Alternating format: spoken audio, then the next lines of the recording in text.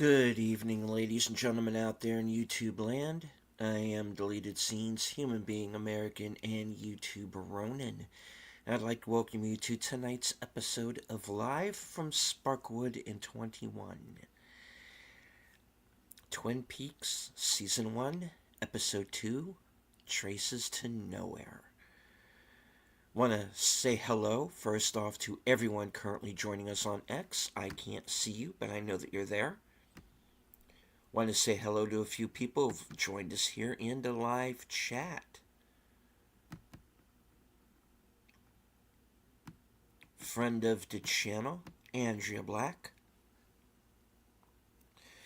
Host of Films with Friends, the creator of the 10-word review, Big Al Presents.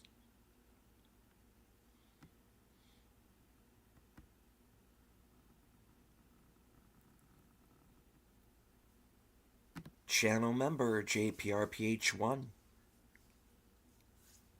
as well as Enigma Severus. Live from Sparkwood in 21 is a program that chronicles the 1990s cult classic Twin Peaks. Its 25 years later sequel series, The Return, and the films of David Lynch. Joining me on this odyssey are my fellow panelists, who I refer to as the Superfans. Last call, Troy Pacelli. Good evening, everybody. Natters Network, his better half. Good evening. She's my cherry pie. And, of course, Flappy Apologist, H. Boomer. Call! I'm sorry, I had something in my throat. Yeah, how you doing? I'm sorry.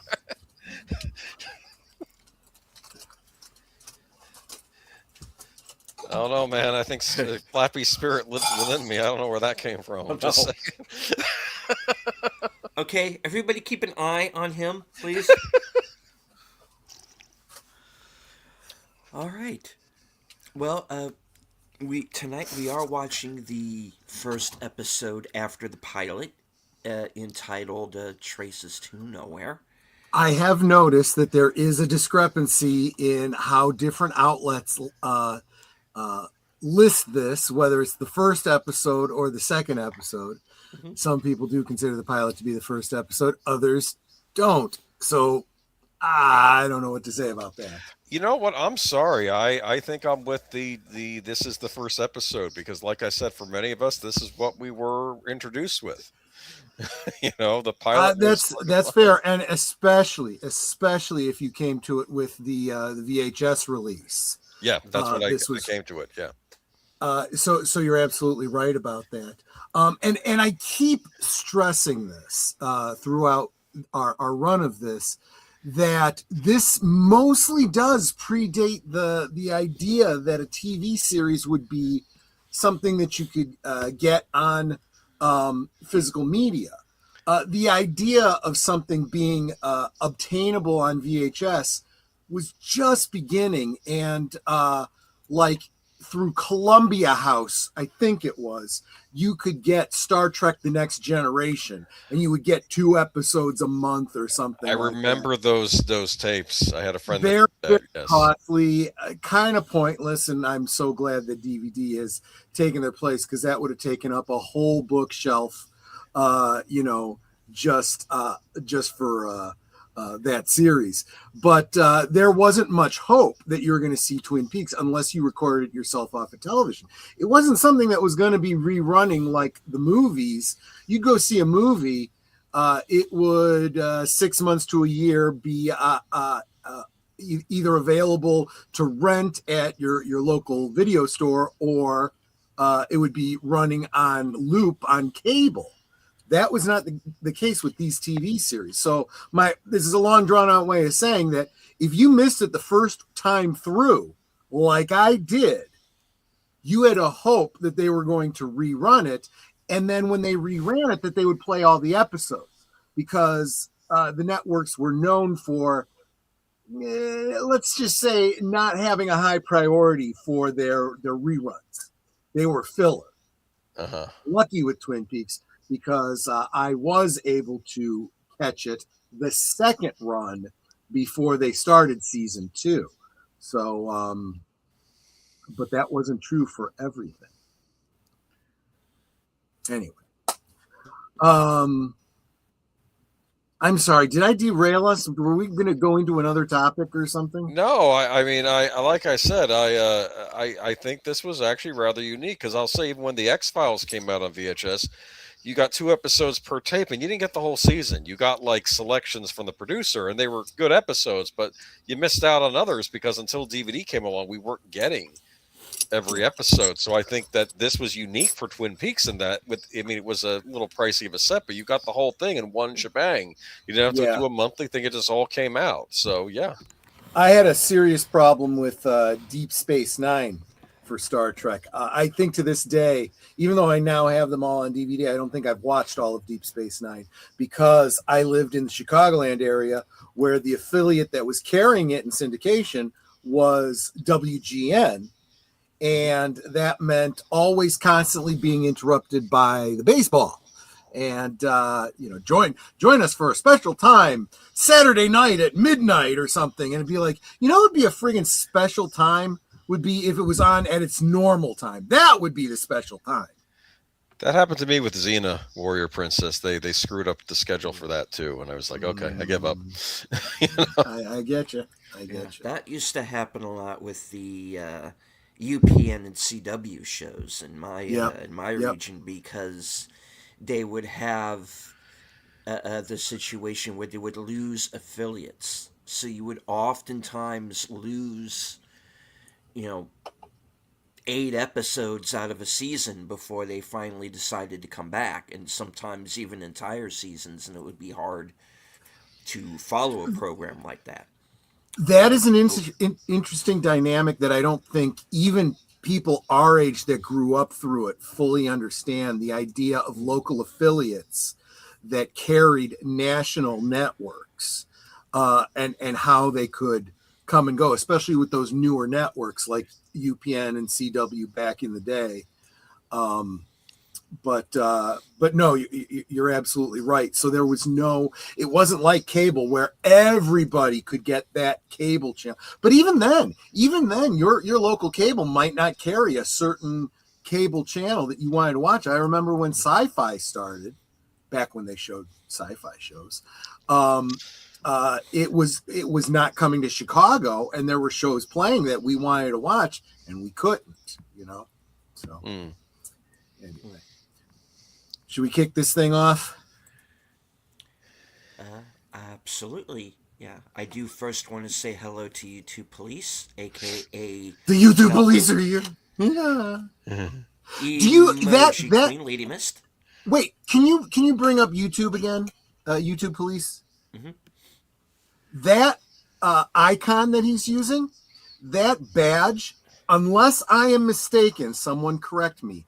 I do believe that is the same Hollywood police badge that is used in, I'm sure, a lot of things, but specifically as the sheriff's badge in Twin Peaks. Oh. Not with the same, detailing work. It had like Twin Peaks like a label thing where his has the white and stuff like that. But yeah. So interesting. Anyway, just a side note. Yeah. Unless I'm mistaken, and it is tiny, so it is possible that might actually be a real badge for all I know. Oh.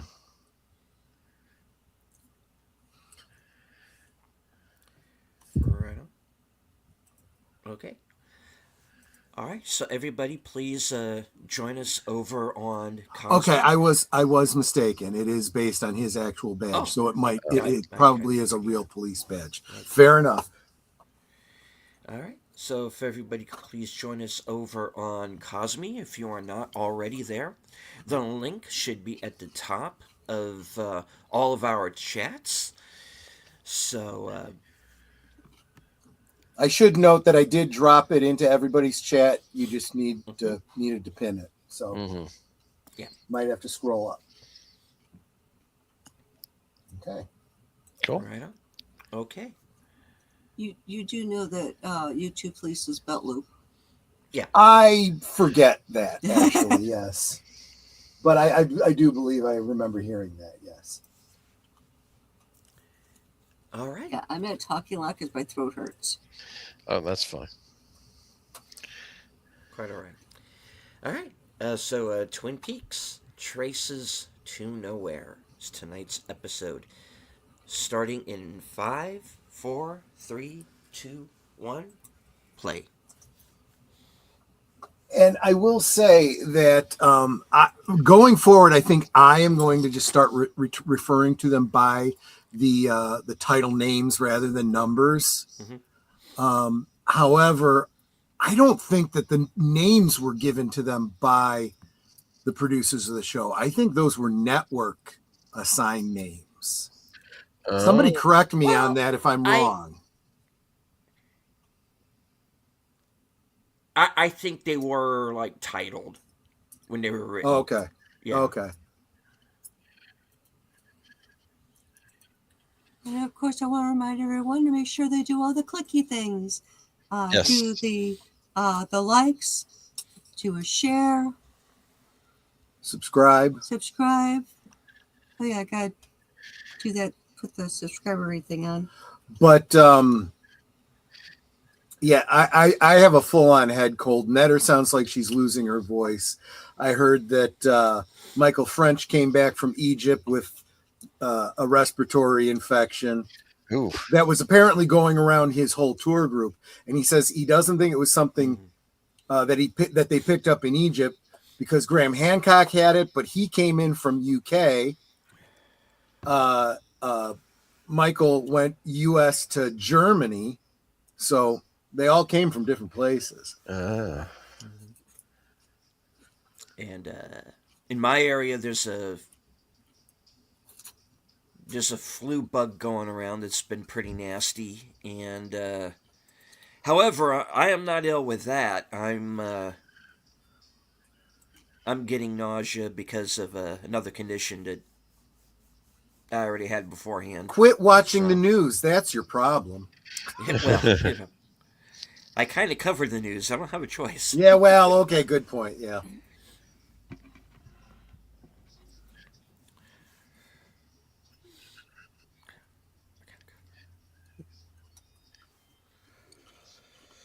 You slept better than I did.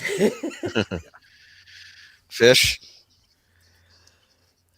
Expected to start singing. Yeah. So this is Kyle MacLachlan auditioning for the role of Bruce Wayne. Funny.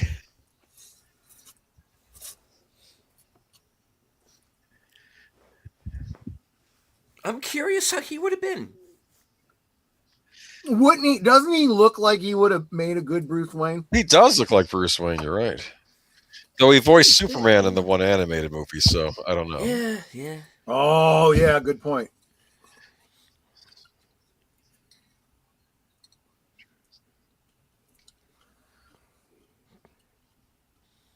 I'm thinking I should try that sometime, but then I'm expecting a horrible accident to happen.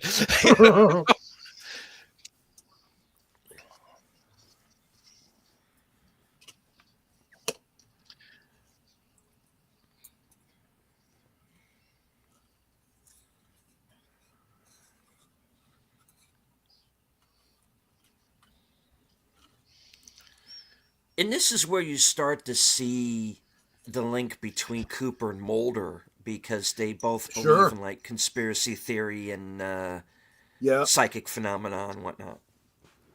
Now, he was hanging upside down from a pole in his room. Mm-hmm. Did he install it, or was that already because he had boots? It's like, Yeah. Did he see the pole and go, Diane, send me boots?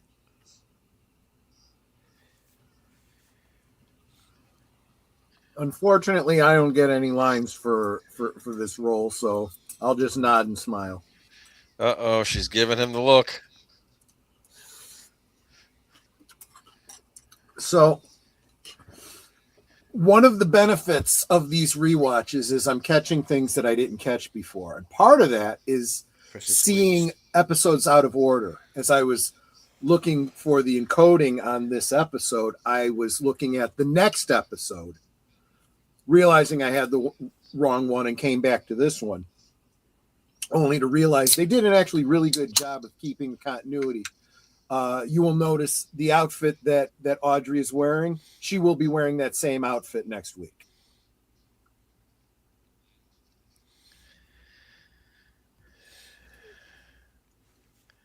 And I knew she wasn't really a teenager there. Yeah, I did want to comment on that because this episode, I think more than the previous episode, establishes her as, and I don't know if there's a term for this, a term of art, but I am going to refer to her as the innocent femme fatale, right? The young schoolgirl, but she's definitely the would-be femme fatale eventually. Mhm.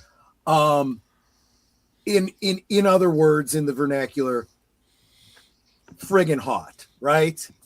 I normally would be a little, with a character that's high school age, but I want everyone to keep in mind that this character was exactly the age I was when I was watching this show, class of Yeah. '89. Same. Yeah. Well, I was 91, but yeah. And as Netter points out, she, as the actress, all of the actresses in this were older than that. So absolutely age appropriate here. He's eating. Hey, dude, don't stuff the whole thing in your mouth at once. Is that a crawler? Yes, it is. I love this little bit here.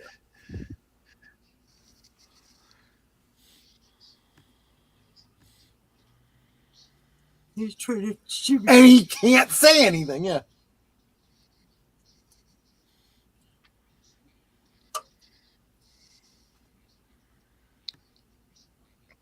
Well, if he hadn't tried to shove the whole thing in his mouth.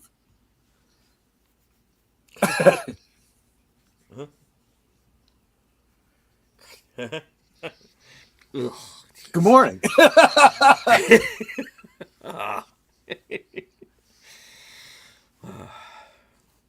Not that he would have had an opportunity to say anything anyway. No. You know?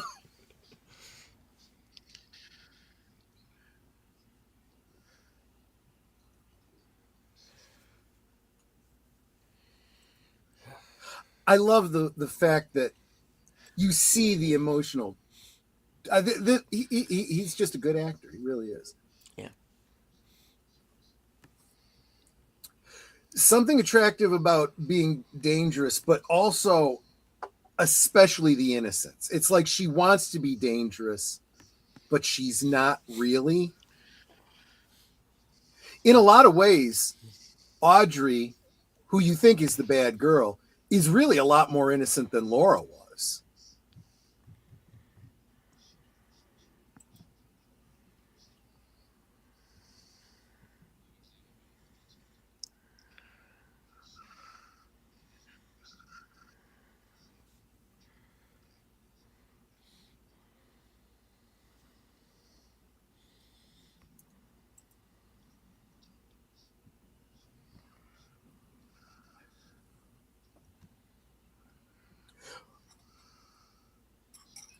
I do want to note that it's very easy to overlook that line. She had severe head trauma, and you see it in if you pay attention in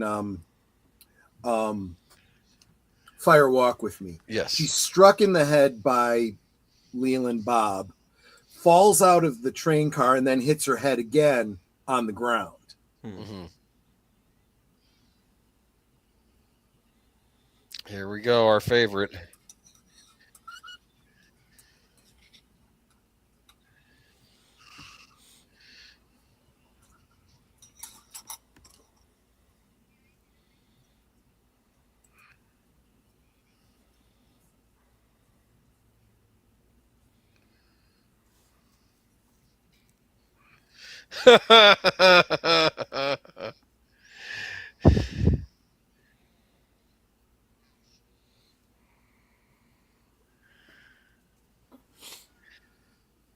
You know, This is, She's doing it. I feel like he's stupid. I mean, Yeah. let's accept that. But he's extra stupid because he's such a bad criminal. Giving these to his wife to do is dumb as F, you know? He should have either done that laundry himself or taken it and burned it. Mm-hmm.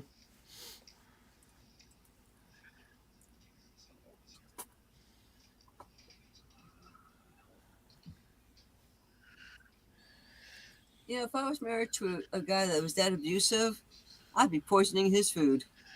that might have been an alternative future for this couple, right? The rat poison in the meatloaf. I can think of a lot of alternate futures for this, and also involving Bobby stepping up a bit. And they live near Yeah. woods, so it'd be really easy to hide the body.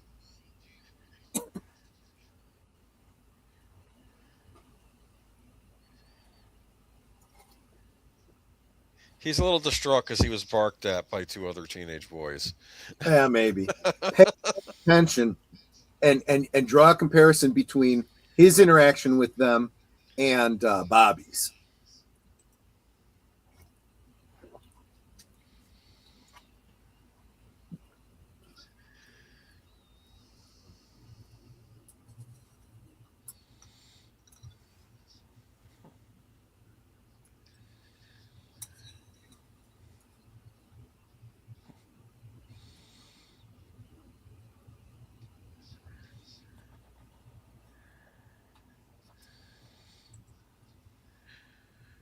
Well, except Donna.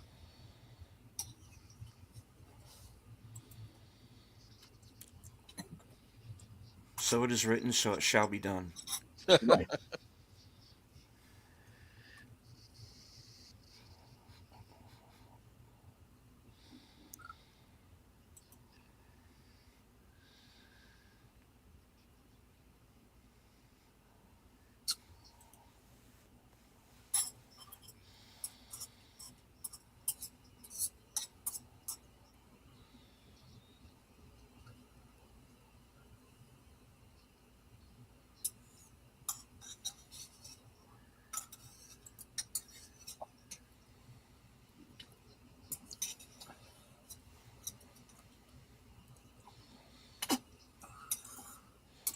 A couple days ago, she found out that her father was Bob.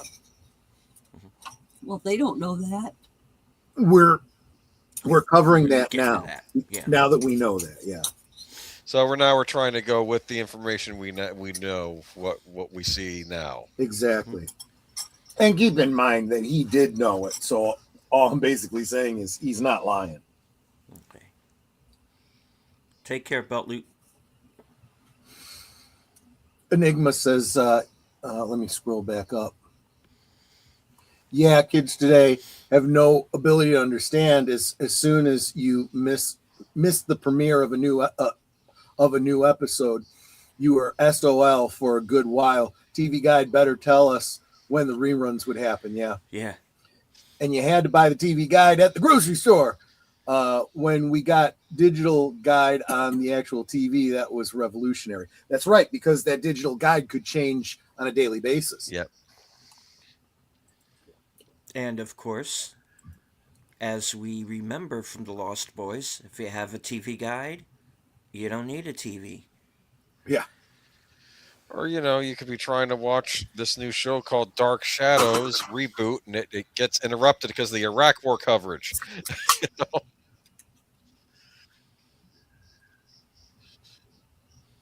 Yeah, that was unfortunate timing. I enjoyed the newer show, but oh well.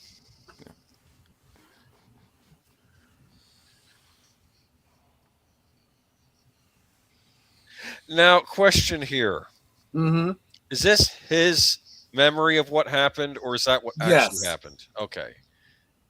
Because he seems almost too angelic there, Yeah, I do think it might be flavored by his feelings, but I think the facts of what happened are probably spot on.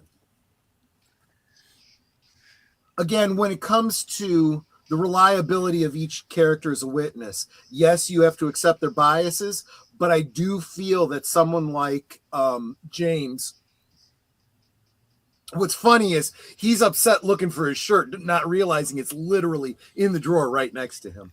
Yeah. No, realizing that James is actually quite honest.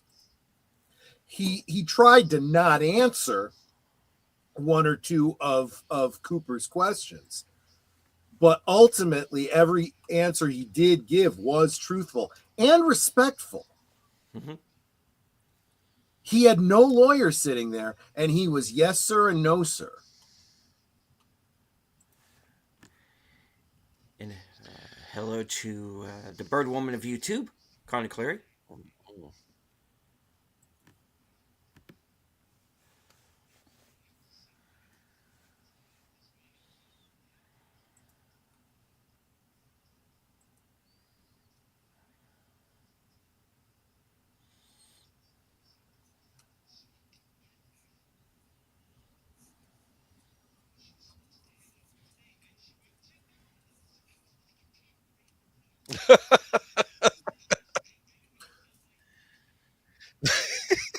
I'm trying to figure out where he came up with light bulbs of all things.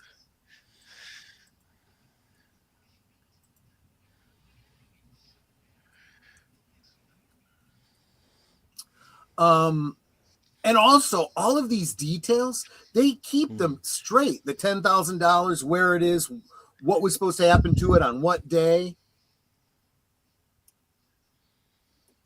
Back again.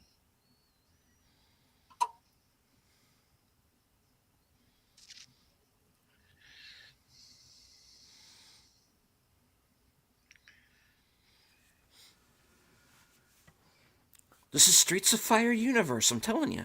Yeah. Another American product that was popular in Japan, Streets of Fire. Yeah. Well, it does seem like Japan recognizes quality pop culture. Yes. And respects it in ways that, unfortunately, too many people here don't bother to.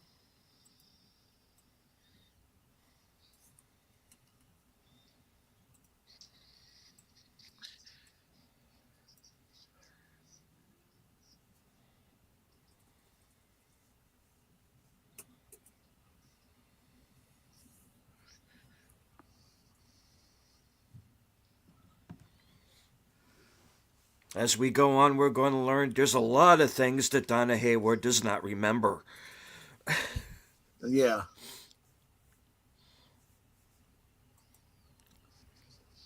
Memory retention is not a strong suit.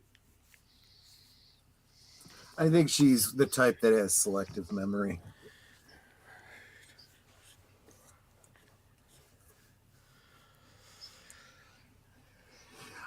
Another recurring theme with Donna is this guilt, kind of like a survivor's guilt over her feelings for James.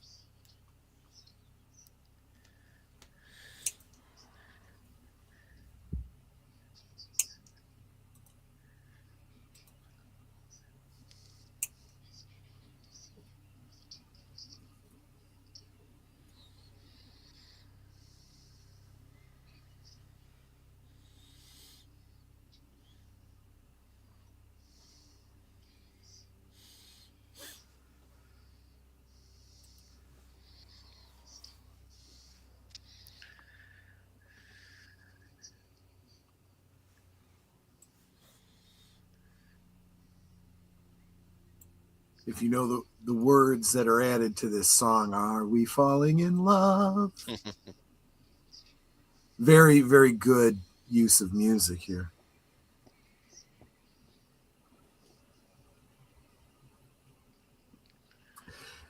And now when you know more about her mother's story, you know, she has true empathy for her in this regard. Yes. But since she doesn't need to know where she's gone. These are not the details you are looking for. Yeah. Yeah. Stay tuned.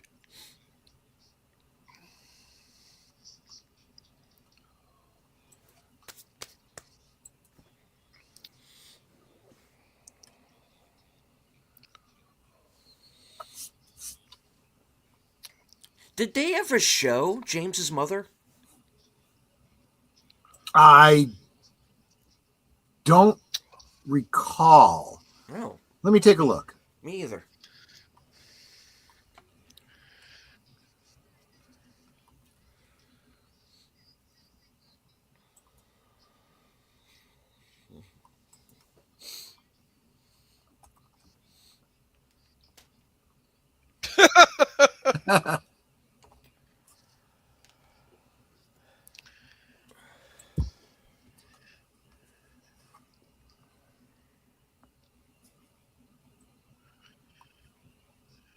For the Heavenly All Stars, It's not wrong. right?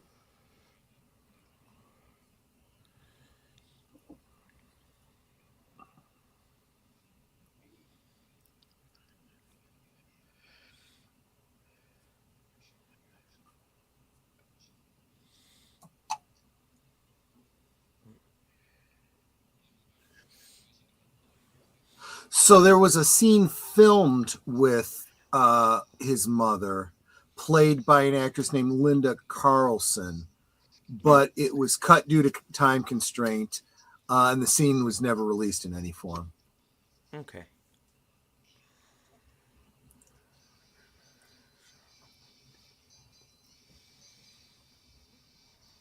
And just for context, his father's name was Billy, so that was Ed's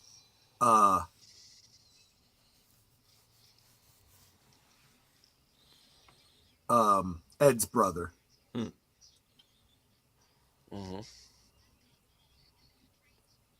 Yeah, what do you think of that?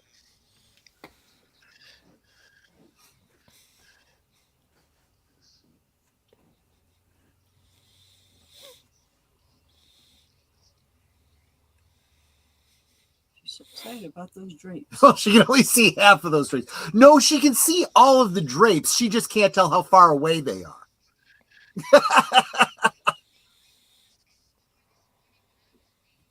As she gets closer to them, she thinks they're growing.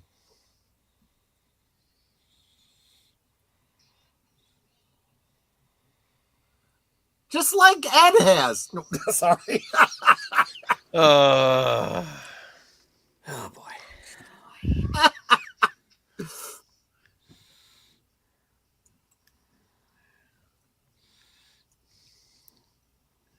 Now, boy, we're not going to make this a habit.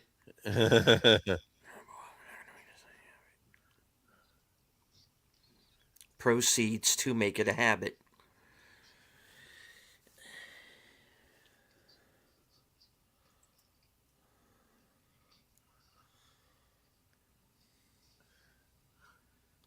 Just because I don't feel that it's necessary to be oblique, and we really should cover these kinds of extraneous points. I was talking about Eileen Hayward having empathy for the situation that her daughter was in, with the guilt and so forth. Eileen was married to Will in the 1960s, and at some point in the early 70s had an affair with Benjamin Horne, possibly resulting in Donna being his daughter.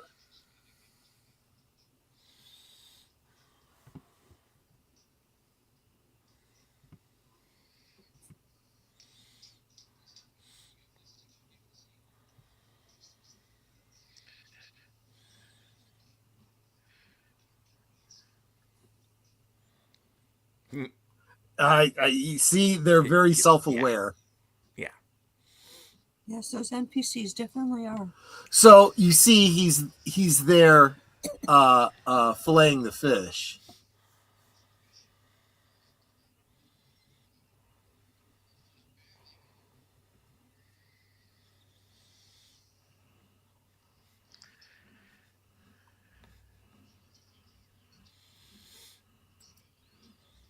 oh,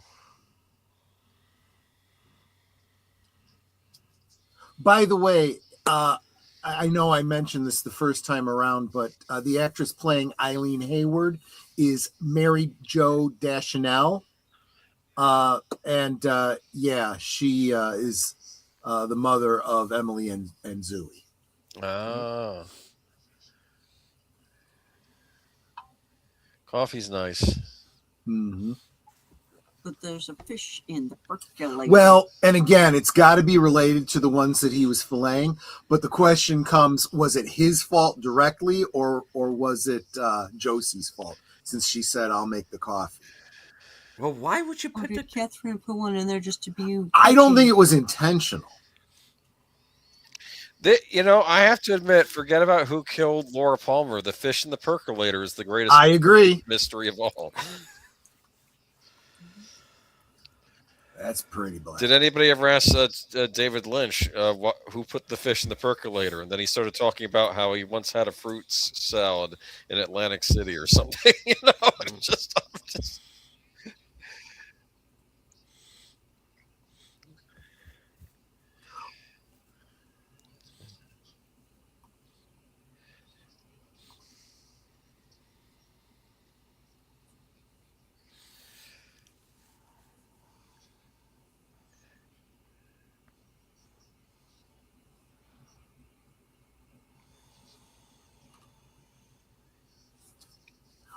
The speculation online is, in fact, that it was Josie, that she didn't want to be answering these questions. So she had hoped they'd become sick and cut this short.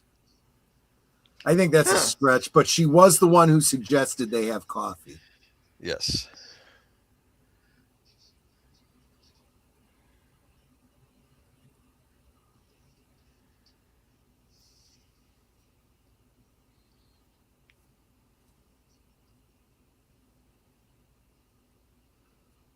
Another suggestion is that Catherine did it just because she hates her Josie. husband. Oh, yes. And Josie, yeah. Yes.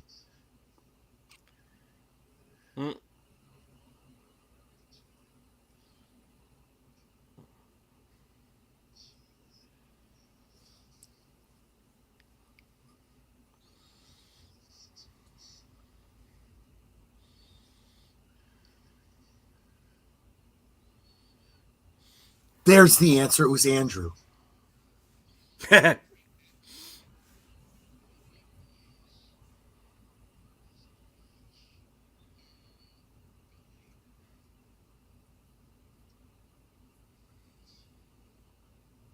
like that they both still swallowed it. Well, yeah. He gets a little ill. Okay.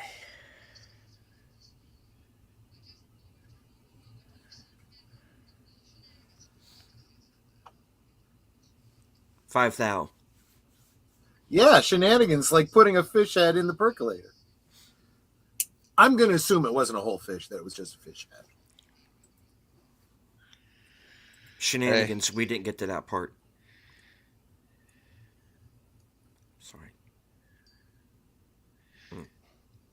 Do you think that Dale Cooper is going to go out for Long John Silver's for lunch? I'm just saying. Not now. Actually, no, it would be Arthur Treacher's. If this is Lynch, it'd be Arthur Treacher's. It's a joke. I'm just because I am good with that. I loved Arthur Treacher's.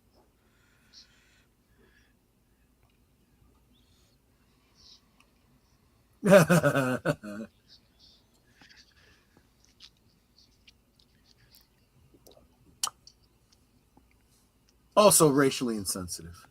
Okay.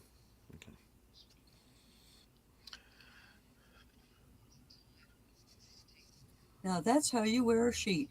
Yup.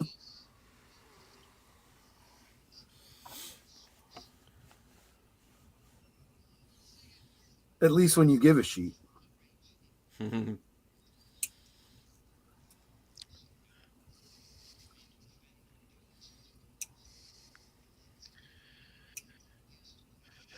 Lady, I'm afraid to check the broom closets in this town. Yeah. Oh, there are other bodies we don't even know about. I'm sure.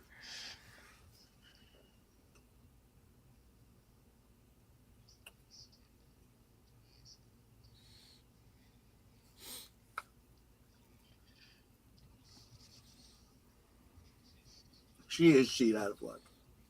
Yeah.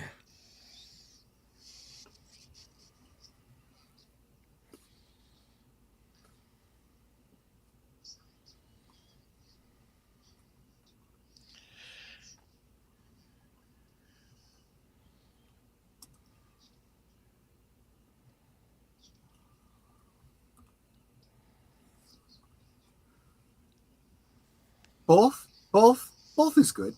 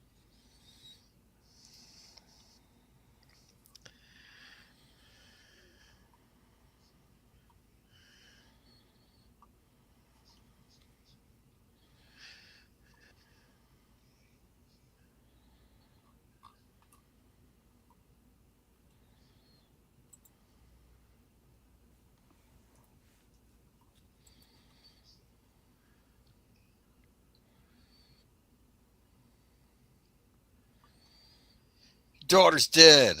Sorry. Oh, Sorry. Gosh. wow.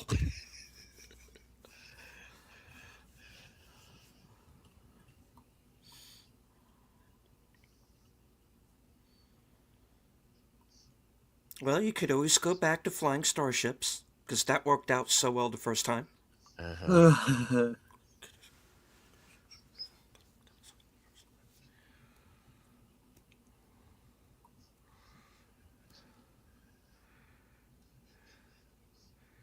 Hello, Nate. Yeah, I've been there.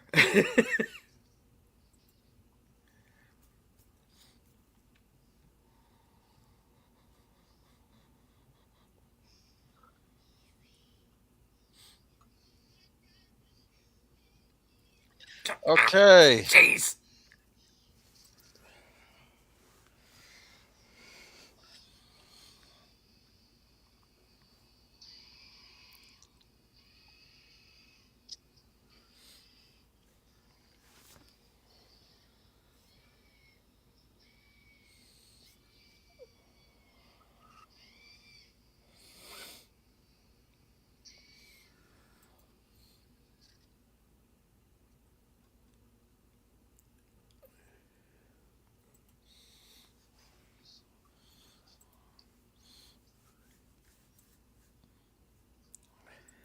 They run its parents. Yep. Supposed to be, yeah.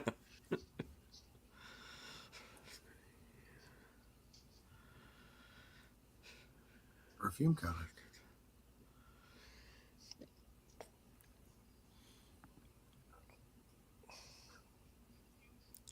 Oh, a clue.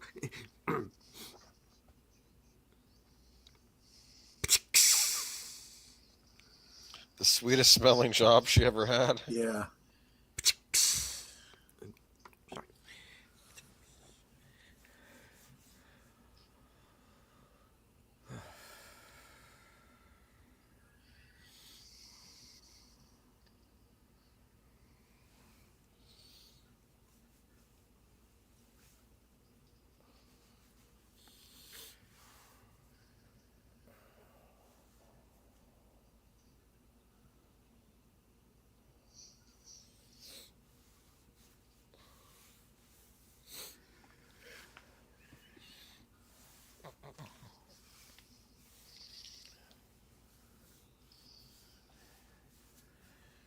The town is like Flannel Central. Yeah.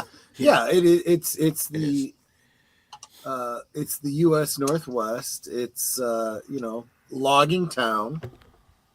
Literally lumberjacks.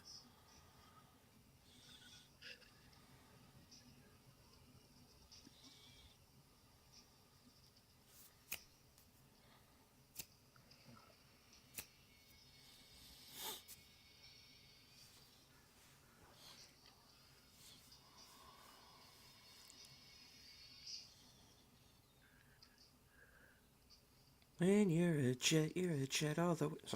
That Sorry. actually would have been funny if he'd have switched to Just switched it. Yeah. yeah, West Side Story.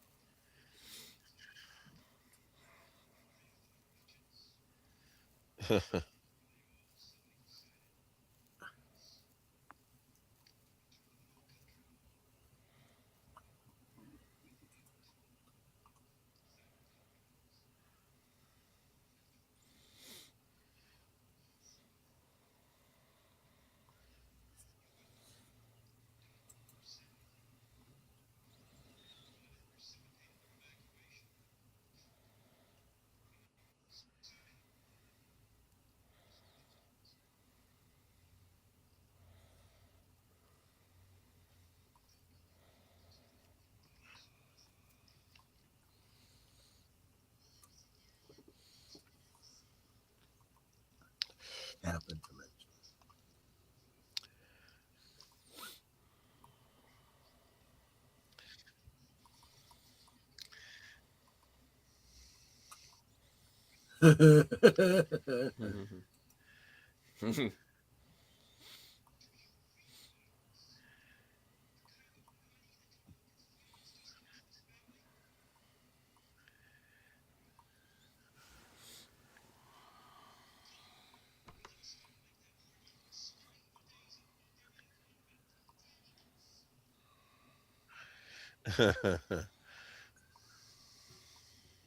He could probably arrange it too. Yeah.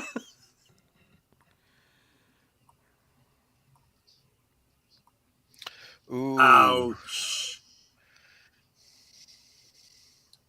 Okay, That looks really like- strikes her, because that is part of the problem in her dynamic I with. think that looks a little obscene. Yeah, but I like it. Meanwhile, I like that leather jacket. I do too.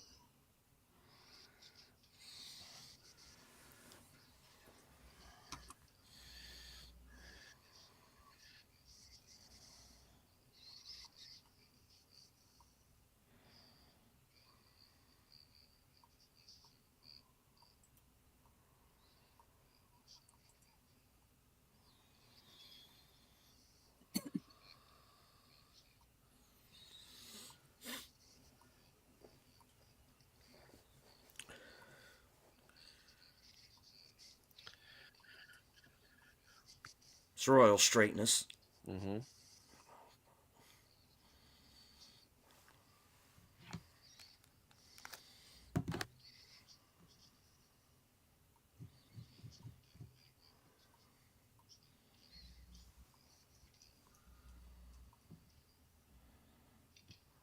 Whoopsh. Good shot.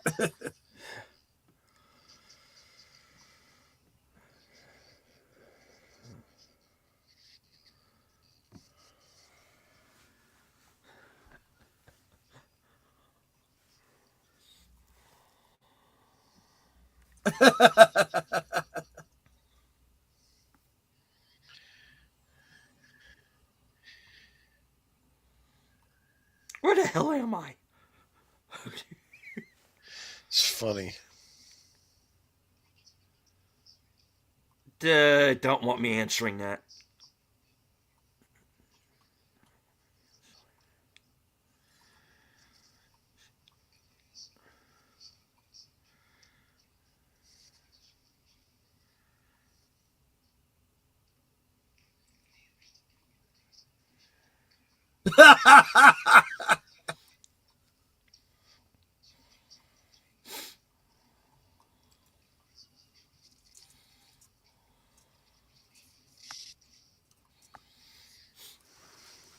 Margaret Lanterman, good evening.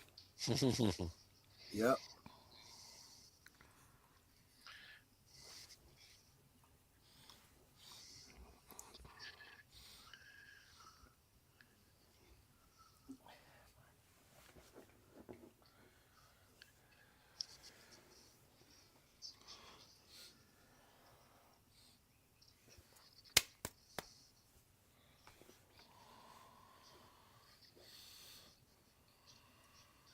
I also love this piece of music. I'm not sure if that's a glockenspiel or just some sort of a muted xylophone. What what Nate wrote. My apologies, Jiggy but I with showed it. you what I put in the prompt, and that was what it gave me. You're a married couple, getting jiggy with it, yeah.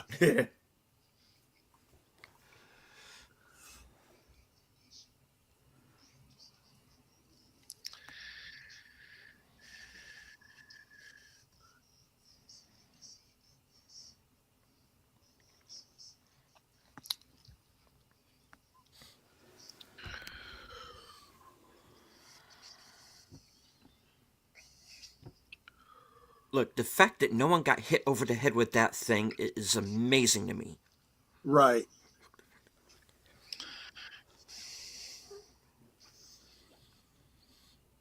Mm.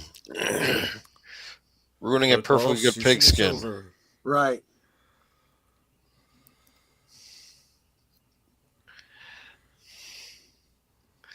This house screams, "I don't care." Yeah. Considering he's like Mr. Mr. Clean, it's got to be exactly perfect.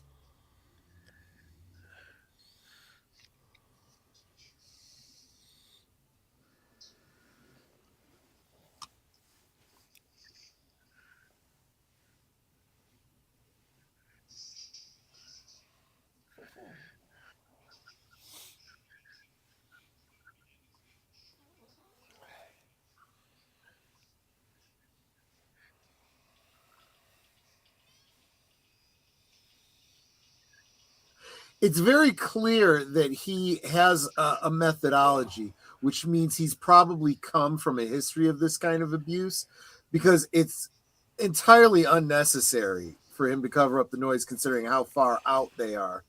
No one's going to hear anything.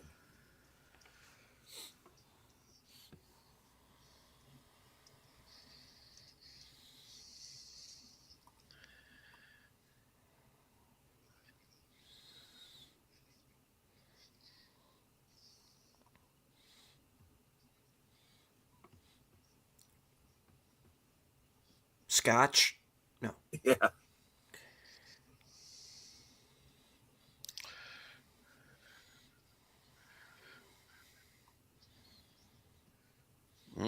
Roast. The appetizer will be chili with crushed Oreos.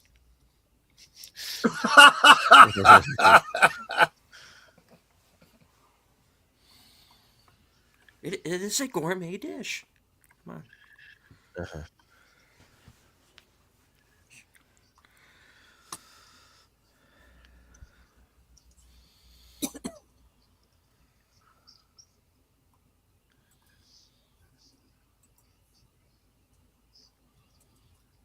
As if you don't know.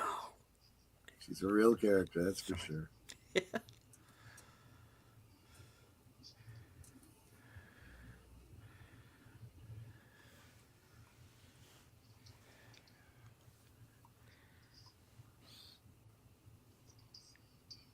good to be seen. Yeah, that should just be the next line. This Dead Poets Society prequel is weird. Oh,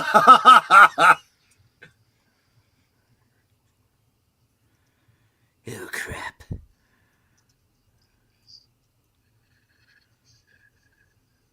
That farting Yeah, you bastard. should, yeah. Fargan Mastich, yeah. Too bad we can only kill him once. Is that right? Yeah. Here we go.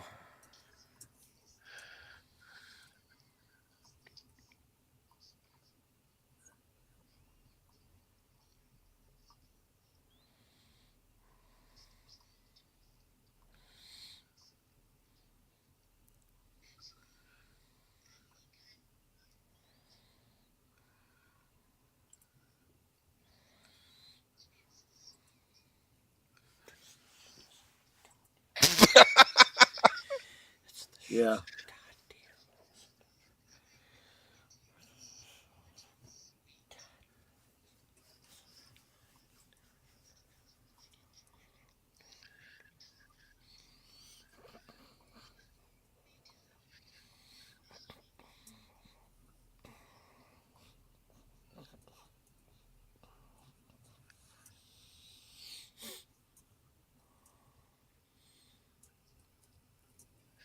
Now, I'm Hey, not Criminy. 100.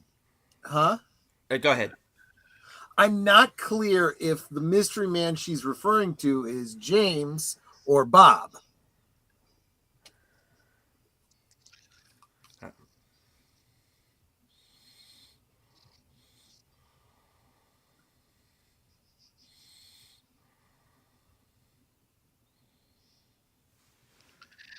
And of course, to reveal that he dug up The the locket. heart. Yeah. Right. And basically, we saw that.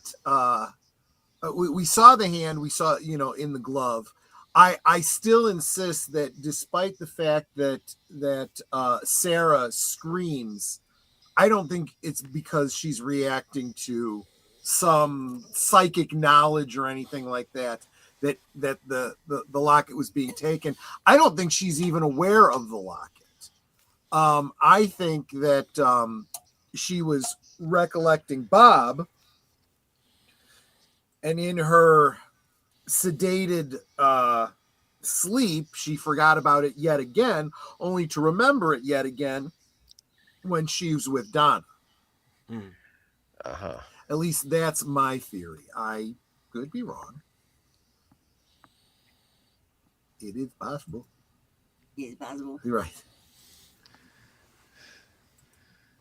Oh. But yeah. What was that? Yeah. When I wasn't watching the chat as it was going by. Flappy was arrested one night on the set. He was between residents, and he stayed on the set overnight and got cold and tried to burn the log lady's lung for warmth. He was caught by security. Probably a good thing too. He's a handful, that bird. They didn't get along, him and the log lady. This is not a thing. No. I told you he once went up to her and said that would make a very nice birdhouse, bird feeder. He said, "Yeah, it's not that going well." Yes. I mean, he's not wrong. I think it would. When I met Catherine Colson, she actually showed up to the event with a it was essentially a twig that she carried around because she said she didn't get to keep the log, and she really didn't want to have to carry around a log when she was traveling. So, which I thought was fair. Well, sure got heavy after a while. Right? Exactly. But yeah. Cool. All right. So what else are we drawing from this episode? Any thoughts on what I said about Jacoby? Do you think she was telling him who Bob was? I don't think that's likely. She said man. Right? Mystery Man, yeah. So Mystery if you're saying mystery man, you're not referring to one of her high school boyfriends, okay? That's not who it is. I don't buy it. I don't know.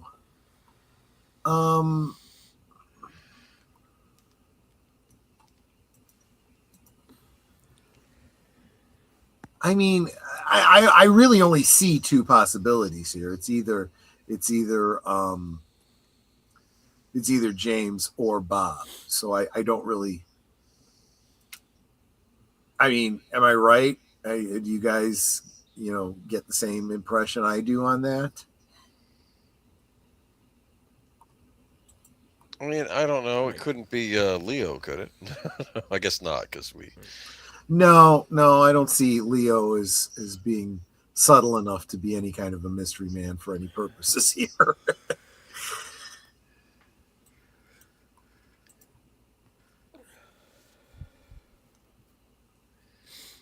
Yes, I do find it interesting that Cooper's whole thing was the thumbs up, and now he's in another show where the whole thumbs up sign is a big part of the lore. I still need to see season 2. It's good. I mean, I look, anything that gets me gaming has got to be enough to kind of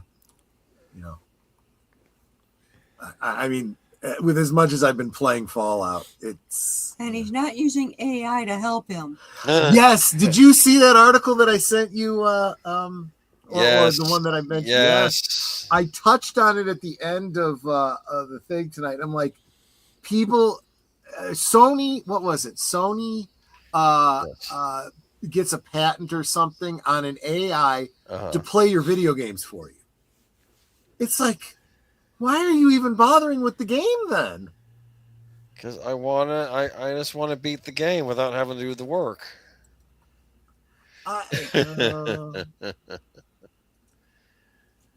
Is that wrong? Someone I commented on an X chat about it. I think Grooms was the one that shared it.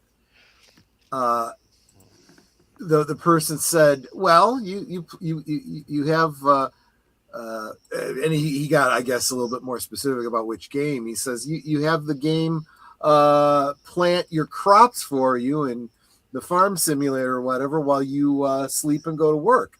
I said, "Nowadays it's more like just sleep because the AI is going to do your work for you too."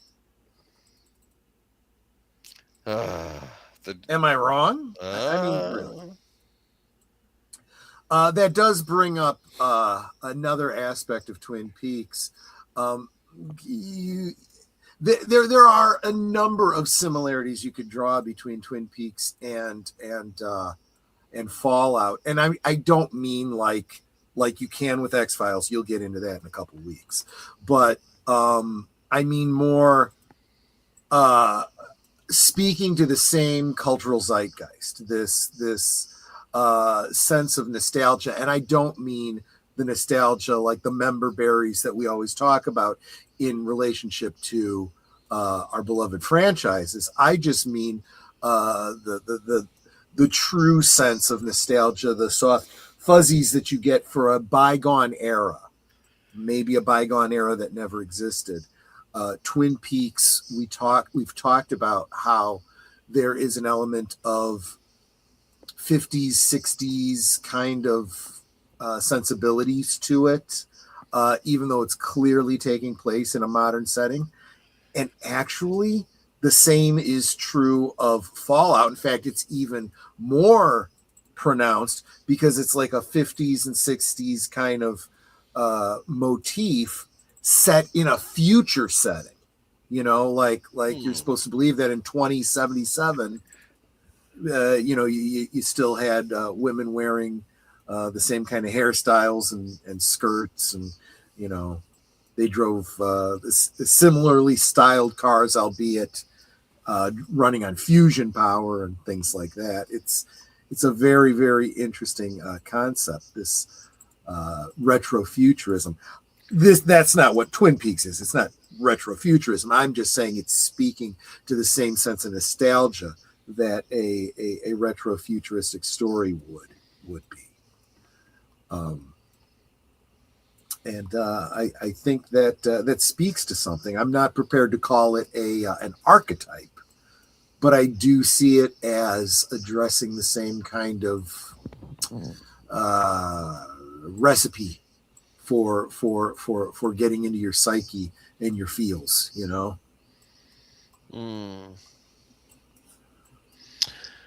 We saw Bob again. Yes, we did. Yes, we did. And there is a behind the scenes story to that whole thing. There was a scene that comes from where Frank De Silva was kneeling down in a shot that he wasn't supposed to be in. He was actually acting as a stagehand, and he wasn't cast as a character at all. And he showed up. I can't remember if it was in a mirror or if he, was seen, in that shot behind the bed or whatever. And he was trying to hide, and it was caught in the, post. And Lynch and Frost were like, "We can work with that. We can work with that." Especially because they already knew who the murderer was. They were the only two that did. Well, they filled in Jennifer Lynch so that she would know as she was writing the diary. But she didn't say anything until after the reveal in the TV series. But they wanted her to, as she was writing, kind of have it in mind so that she knew what she was drawing from. So they said to him, hey, you just want to be the Bob personality character? Yeah, sure, okay. Why not? Right. Nate said, I thought she was talking about Benjamin Horne. So I do remember my first time through having Benjamin Horne listed as a potential suspect. This, again, was before we knew all the details that we knew about the relationship between these characters. But why do you think she would have mentioned Benjamin Horne to Jacoby and referred to him as a mystery man? We do see in her diary that he was the one that gave her a horse. Basically, he gave her a lot of gifts, which of course... He gave her Troy. Yes. Which, of course, really upset his real daughter, who he didn't pay nearly as much attention to. Got her mad. Well, and I think it's kind of fair. It does also make the storyline coming up later at One-Eyed Jack's even more uncomfortable. If that's even possible, you know. But the daddy issues thing could have been taken to a much more graphic degree, and I'm glad they did not. Yeah, that was probably for the best. Well, especially in early 90s, you know. Nowadays, they'd probably be all over that, you know. It's like, yeah, let's see how far we can push it. Especially on HBO. Well, you're not wrong there, yeah. That's a great point. Well, Showtime, which is where the limited series was aired. But yes, there you go. Absolutely right. But yeah, I'd love to your insight on that, Nate. We go from shall we play a game to now let me play the game for you. Yeah. Well, I had even said at this point, why don't you just have the AI buy the game too? And I just as soon as I said that, I was like, you know, that's not entirely implausible. I mean, let's face it, they're using AIs to bolster, in quotes, interaction on social media. So absolutely, why not?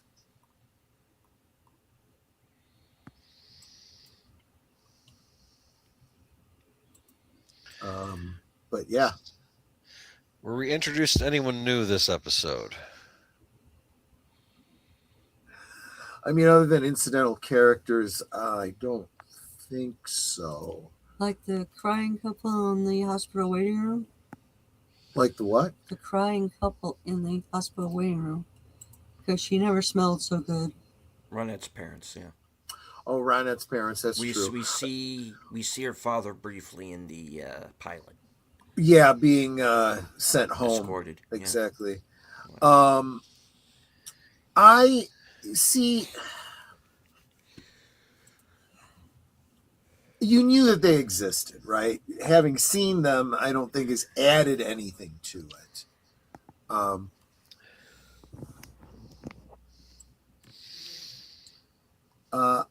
I think she wears. She was referring to Benjamin Horne and as the mystery man because of her work at the One-Eyed Jack's and the fact that she goes to school with his daughter. Well, let's focus more on the One-Eyed Jack's thing. I do believe she knew all of, well, Laura also worked the perfume counter. which is what got her selected to go to One-Eyed Jacks. She knew that connection. Kind of got her all wrapped up in this world.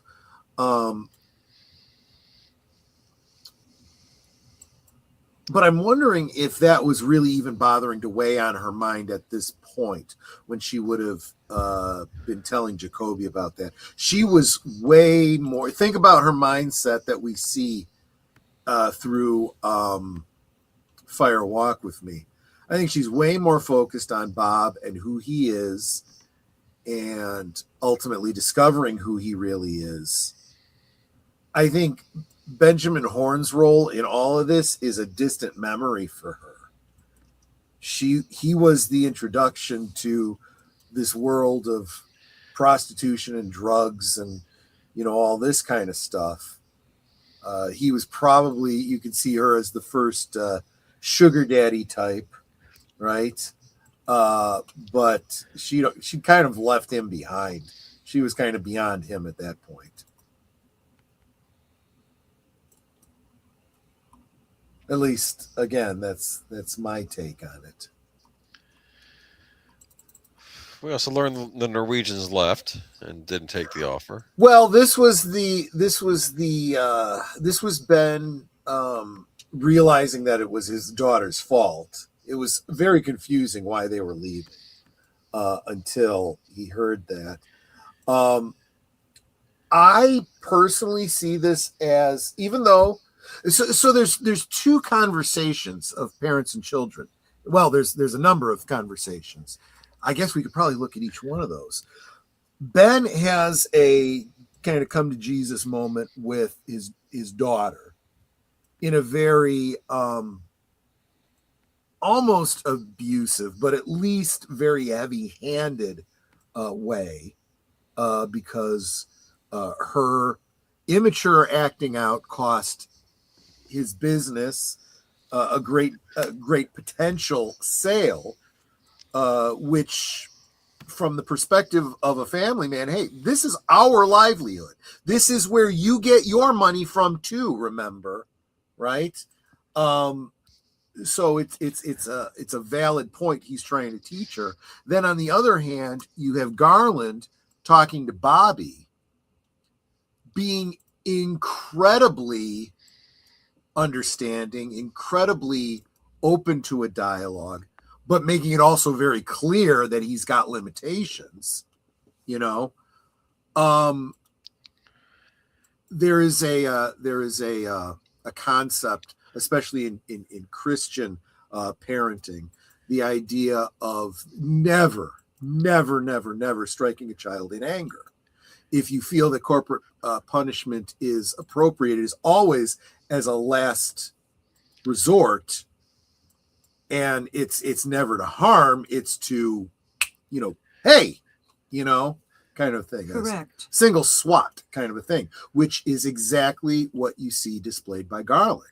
It's almost like he has no desire to strike his son, but this is the height of outrage. And yeah, well, you notice that he was saying grace at the beginning of the scene too. Mm-hmm. Yes.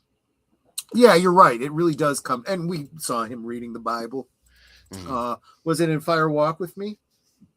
Might have been, yeah. Or was it in last week's episode? I tend to forget my timelines. But I'm almost positive it was Fire Walk with Me. Yeah, I think it was. And it's very clear that he was not. He probably was a little bit angry, but that's not why he was striking his son. He was, this, you need to really pay attention.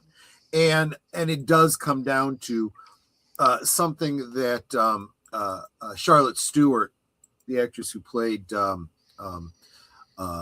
Betty Briggs, had said a number of times, that they, in playing the roles of his parents, really did play them as parents that really did care about their son, were very concerned about him, and had a great hope for his future. You see that constantly. So this is the first time you see him trying to correct his son, who's really potentially going down a very, very bad path. And I would argue that despite the fact that both fathers are diametrically opposed in their methods, arguably they were both fairly successful. You see that throughout the series, and especially when you see where Bobby ends up by the return. The seeds were laid and it worked. And I think that even sooner than that, within the span of the first two seasons, you see the seeds of you know what she cost this family. She's probably not, you know, accepting it at that moment, but she probably does start thinking it through, because then we start to see her. First, she starts as the doe-eyed, you know, schoolgirl trying to impress, you know, the special agent that she's fallen for, with trying to help out with the mystery and everything. And when that really doesn't work out very well for her, she learns another very valuable lesson, but it doesn't deter her from realizing that she does need to do something more responsible, that her future depends on it. And she does start to care more about the business, the family business. And I think this conversation that she had with Benjamin is at least the start of that. Mm-hmm. Like I said, the sowing of the seed, so to speak. She does not have to respect her father or care about him to realize there's wisdom in what he just said, at least for her purposes, because she does not respect him. She knows, maybe doesn't know, but she basically knows his relationship with Laura. She resents him for it.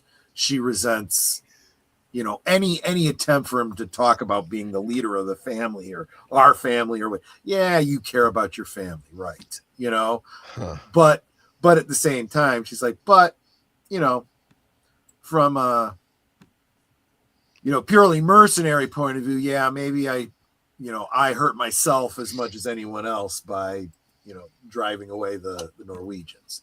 Didn't really think that through, you know.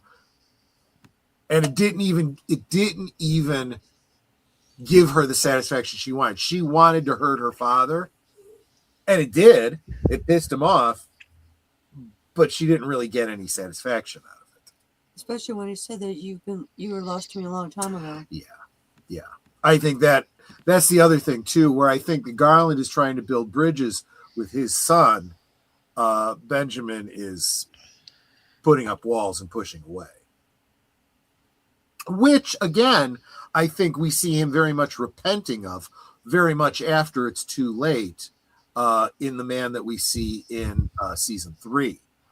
At this point, his daughter has been blown up in a coma and now presumably in some sort of mental health facility.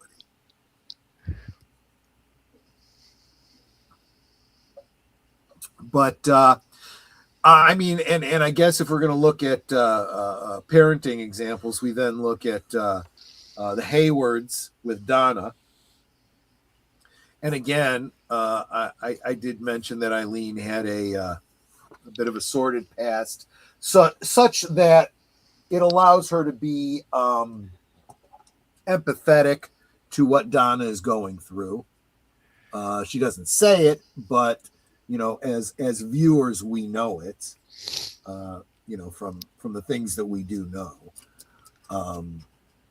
And you get the impression that Doc Hayward is just a purely genuine kind of guy. He may not have the kind of, I don't know what you'd call it, religious background and quite the same kind of moral, you know, whatever that Garland has. He's just a good guy trying to do the best he can, you know, which is every bit as admirable from the perspective of a father. And later on, when you realize that he himself knows that it's entirely possible that Donna isn't his flesh and blood daughter, he doesn't know it, but He knows it's a possibility, and that doesn't seem to matter to him. It never enters into the way he treats her. You know, again, this is something that we know from things that happen towards the end of the series. We don't know it at this point in the story, but the whole idea is we're going back and rewatching, knowing what we know now. Yeah. Depends on what you're talking about there, Nate. I'm not necessarily saying it was something in the Bible. I'm saying it's something in the modern Christian community in terms of parenting. The idea of never striking a child in anger. Because I think that there's a certain realism in modern, assuming people are practicing their faith in a genuine way. You have a tendency to take your scriptures and interpret them in terms of the reality that you see around you. You know, you are shaped by the world you live in, and the things we know about psychology and the impact of abuse and so forth should really temper, the scriptures that you read that could easily be misinterpreted and used to justify something I don't think they were ever meant to justify. You know, the spare the rod, spoil the child was never an excuse for abuse. It was meant to be that taking a hands-off approach to your children is going to lead to their demise. If you love your children, you will discipline them. Doesn't mean you got to beat them, you know. And in fact, you know, again, applying the modern psychological aspect to it, yeah, should absolutely be corporal punishment. Should, if used, should only ever be an absolute last resort. And let's face it, when you look at Bobby at his age, he's making decisions that are incredibly self-destructive. Compared to, you know, slapping a cigarette out of his mouth is, you know, very justifiable when you consider, you know, run-ins with the law that can lead to worse things, drug use, blowing a guy's brains out. Yes. Well, his father doesn't know about, but he knows That's that right. those things lay in the future if Right. he doesn't, you know, correct them. But yes, absolutely. Oh, I didn't want to be the party pooper, but we are 5 minutes to 10. We are. So we do have to Oh, start wrapping things up. All right. So we're going to go one time around the horn here. Boomer, what do you have coming up? Just I'll be on a Friday with Troy here for last call. We got a fun evening planned, and join me for Geeky Geezers on Sunday. Yeah, it'll be fun. War Warner Paramount intrigue. Ah, Yes. okay. Netter. On Thursday, well, after this, I'm going to be on Troy's channel for Sherlock Holmes: The Musgrave Ritual. So I'll be co-hosting there. And that on Thursday, my special guest will be Raquel SSG.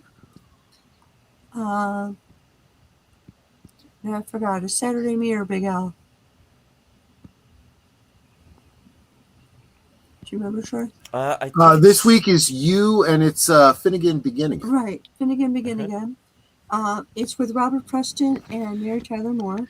Oh, Rob. It's actually kind of a fun movie.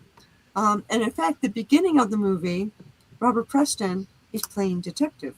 Ah, So I thought that was rather interesting. You know, one of those things like how Sherlock Holmes picks up details and says, "You've done this, you've been here, you've da da da da da da," and can tell him a bunch of stuff. The movie starts off that way. It's kind of cool. Cool. So I think you guys will like that. And of course, I'm then going to be on Sunday, Geeky Geezers, as the one and only Gazette. And I'm pretty much guesting everywhere else. All right, Troy. I think they basically covered it all, other than, of course, if you are on a regular 9 to 5 type of schedule and you are free at lunchtime, noon Central, 1 Eastern. Every weekday is a liquid lunch. Tomorrow is WTF Wednesday. And I might have a few things that I'm WTFing uh, tomorrow.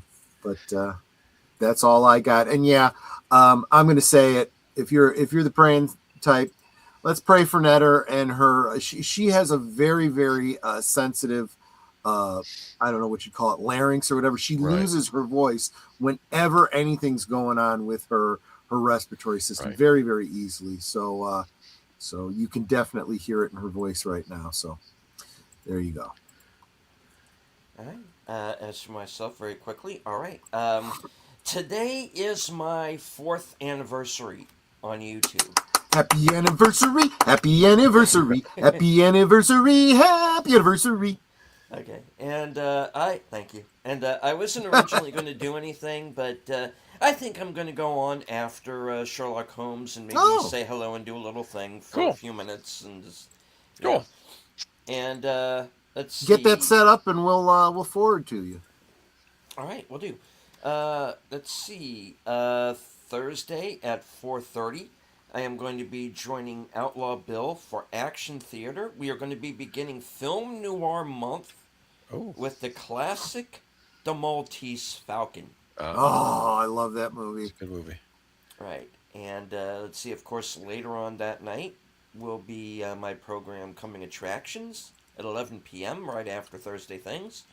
You get to find out what I'm going to be doing in the next week, up to and including my appearance on a special Friday night edition of Films with Friends. Yep. And this week's movie is going to be Murder by Death from 1976 with Peter Falk. Cool. And, of course, stay tuned. There'll be other programs. Hopefully get a couple of reviews in. And we'll see where things go from there. Sounds great. Yep. All right. Any last words before we wrap it up? Y'all are Osmo.